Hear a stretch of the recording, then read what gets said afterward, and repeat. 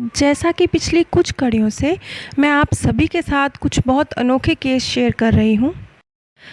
ये जो कुछ एक केस मैं आप सभी के साथ शेयर कर रही हूँ, ये इस तरह के हैं कि तर्क बुद्धि से शायद हमें समझ ना आए, क्योंकि बहुत चमत्कारिक से केस हैं ये।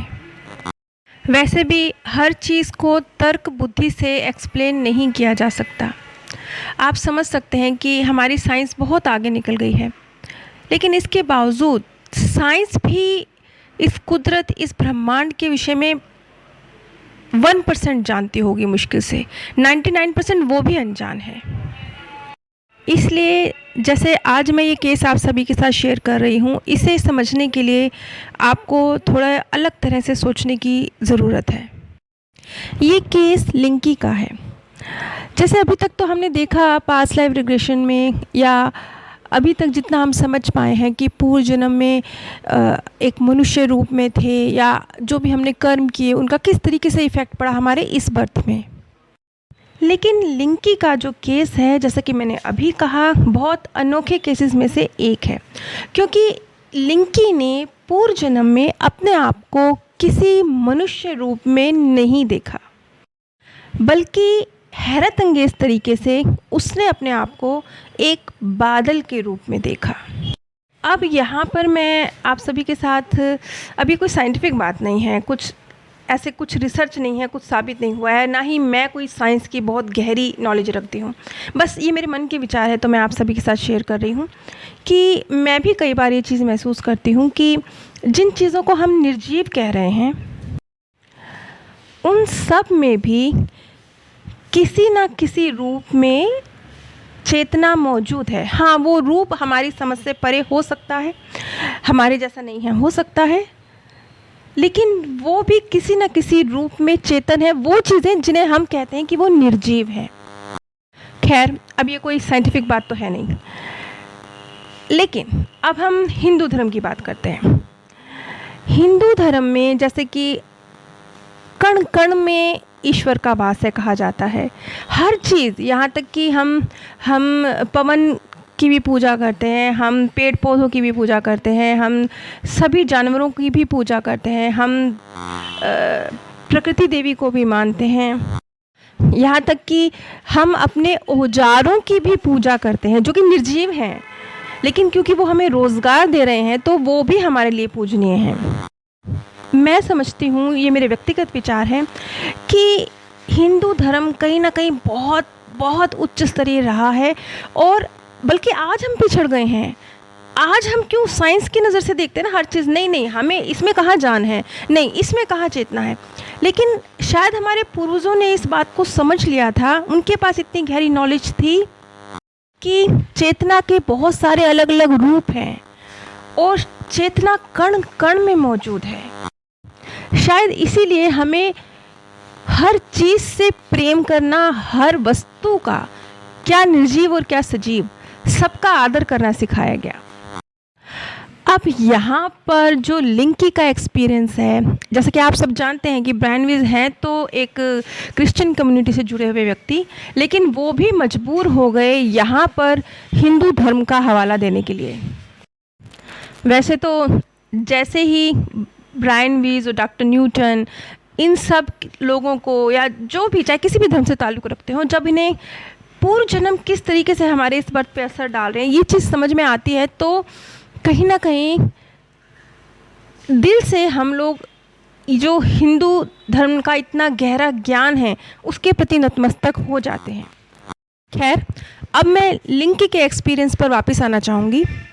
ये बात है 2005 की, ओमेगा इंस्टीट्यूट। जैसे कि पता है कि बहुत सारी जगहों पर डॉक्टर विच के आज भी होते हैं, उनके सेमिनार होते रहते हैं। 2005 में ओमेगा इंस्टीट्यूट में ही जब हांगकांग का एक महिला है लिंकी, इन्होंने संपर्क किया डॉक्टर विच से। ये उनका पहला सेशन था और वो बहुत उत्सुक थी। उन्हें अपनी सहेली से डॉक्टर ब्रायनविज किस तरीके से सेशंस लेते हैं इस बारे में पता चला था। तो उन्होंने कहा कि जब मुझे इस बारे में पता चला तो बस शौकिया ही समझ लीजिए, उन्होंने डॉक्टर विच से संपर्क किया। और वो बहुत बहुत बहुत हैरान थी, क्योंकि जो उन्होंने सोचा भी नहीं था वो घटित हुआ।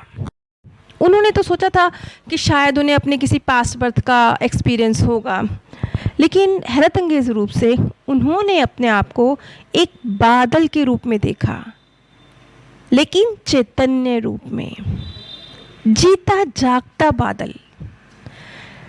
वो कहती हैं कि मेरे ऊपर स्त्री या पुरुष इस तरह की संज्ञाएं लागू नहीं होती थी। मैं तो बस एक सफ़ेद, एक पारदर्शी प्रकाश का टुकड़ा थी। अब उससे पूछा गया, आप कौन हैं?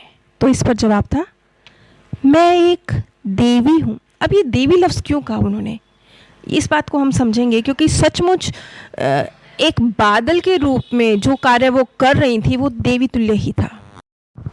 उन्होंने कहा, मैं पहाड़ों के बीच उड़ रही हूँ और ये निश्चित कर रही हूँ कि धरती पर मौजूद जो तमाम पेड़ पौधे हैं उनको पर्याप्त वर्षा और सूर्य उपलब्ध हो। आपको कैसे पता चला कि आप कोई देवी हैं? मैं आकाश में घूम रही हूँ, नीचे धरती पर मौजूद लोग मुझसे सहायता मांग रहे हैं। वो मेरे सामने दंडवत हैं, कुछ की तो आंखें बंद हैं, कुछ प्रार्थना कर रहे हैं, लेकिन मैं सीधे तौर पर उनकी कोई सहायता नहीं कर सकती, क्योंकि इससे वो डर जाएंगे। इसलिए मैं दूसरे लोगों को प्रेरित करूंगी कि वो उनकी मदद करें। अब लिंकी, जो कि प्रोफेशनली एक वकील हैं, तो वो कहती हैं कि खुद मेरे लिए ये बहुत हैरत अंगेज़ अनुभव था। मैं तो सपने में भी नहीं सोच सकती थी कि मैं कोई ऐसी बात कहूँगी। क्यों? क्योंकि मुझे तो तार्किक मन से सोचने की आदत है, लेकिन जैसे तर्क काम ही नहीं कर रहा था। मतलब मैं अगर अपने आप को ये समझाना भी चाहूँ कि ये तो सपना है, ये तो झूठ है, मैं नहीं समझा सकती थी। आगे जो एक बात कही लिंकी ने, वो कहते हैं कि लिंकी ने मेरे सिर की तरफ नज़र दौड़ाई और मुझसे कहा, वही जो देवदूतों और फरिश्तों के रूप में रहती है। मैं आपके सिर के ऊपर कई सारे देवदूतों को मंडराते देख रही हूँ। यकीनन ज़रूर देखा होगा, क्योंकि ब्रायन विस तो हैं ही एक ब्लेस्ड आत्मा। ये बात सुनकर उन्हें बहुत खुशी हुई। उन्हें ऐसा महसूस हुआ, डॉक्टर विच को, कि मुझे मेरे वास्तविक स्वरूप की, अपनी क्षमताओं की, इसके प्रति एक नई दृष्टि मिली। एक ज़्यादा मतलब आत्मसजगता, एक विश्वास जो ज़्यादा और भी गहराई से पैदा होता है। जब लिंकी के मुंह से ये बात सुनी उन्होंने, तो उन्हें और भी ज़्यादा आत्मविश्वास भरा। अच्छा, लिंकी ने ना एक बात और बोली, क्योंकि इस बात को समझना बहुत ज़रूरी है। क्यों? क्योंकि इस तरह के जब हम एक्सपीरियंस सुनते हैं ना, तो हम ना बस ये सोचने लगते हैं कि कहीं कुछ होगा और हमें कुछ नहीं करना पड़ेगा, कुछ होगा और हमारी लाइफ परिवर्तित हो जाएगी। याद रखिए, आप अपने स्वतंत्र कर्मों से कभी मुक्त नहीं होते हैं। अब जैसे ब्रायन विज हैं, इन्होंने भी पहले उनकी लाइफ में एक दुख आया, उनको अपने संतान से दूर जाने का दुख सहना पड़ा। फिर एक मोड़ आया उनकी लाइफ में। कहाँ तो वो पूरी तरह से तर्क बुद्धि से सोचने वाले व्यक्ति थे, लेकिन फिर उन्होंने इस तरीके से सोचने का और इस लाइफ पे चलने का डिसीज़न लिया। ये सब कुछ अचानक ही हुआ। कैथरीन अचानक से उनकी लाइफ में आई और वो कोई कोशिश थोड़े कर रहे थे कैथरीन को उसके पूर्व जन्मों में ले जाने की। सब कुछ अचानक से घटित हुआ, लेकिन कहीं ना कहीं नींव तैयार हो गई थी ना। नींव तैयार हो गई थी। वो दर्द में थे, अपने संतान को खोने के दर्द में थे। नींव तैयार हो गई थी, उनका थिंकिंग प्रोसेस चेंज होना शुरू हो चुका था, उनके जो एफर्ट थे वो उस दिशा में जाने लगे थे। तब ये सब कुछ घटित हुआ, बिना स्वतंत्र कर्मों के घटित नहीं हुआ। इसी तरह से लिंकी के भी एक शब्द थे कि जीवन का जो वास्तविक लक्ष्य है उसे जानना, कर्म के सिद्धांत को सही स्वरूप में समझना और खुद को खुद उपचारित करना और अपनी चेतना का स्तर ऊपर उठाना, ये वो तरीके हैं। मतलब पहले आपको इन तरीकों से अपने अंदर काम करना है, उसके बाद आपको बाहर नतीजे मिलने शुरू होंगे। अब बादल के रूप में और क्या क्या अनुभव हुए लिंकी को, इनका जिक्र मैं अगली कड़ी में करूँगी।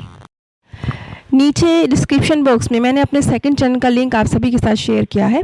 इन दोनों चैनल्स पर ही मृत्यु के बाद की दुनिया के संबंध में, जो प्रकृति के गूढ़ रहस्य हैं उनके संबंध में, जो लोगों के सत्य अनुभव हैं उनके आधार पर जानकारी प्रस्तुत की जाती है। आप सभी पर परमात्म सौंदर्य, प्रेम और आनंद सदैव बरसता रहे। आप सभी दिव्य परम धाम में स्थान प्राप्त करें।